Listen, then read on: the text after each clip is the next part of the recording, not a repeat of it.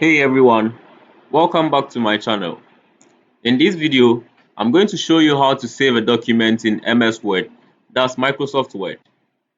This is a basic but important skill to have, especially if you are working on a document that you want to keep. Before we start, don't forget to like, share and subscribe to my channel.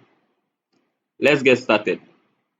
To save a document in MS Word or Microsoft Word, you first need to type in the information you want to save.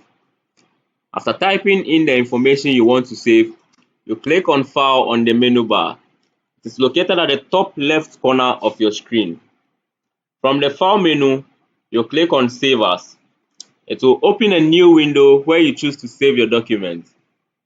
In the Save As window, choose a location where you want to save your document. This could be your desktop, a document folder, or anywhere you want to save it. So I'm going to choose Computer, and on the computer, I choose Desktop. A new window would be launched. You type in your file name. You should note that the file name you type should be descriptive so you can easily find your document later. Finally, click on the Save button after entering in your file name. That's it.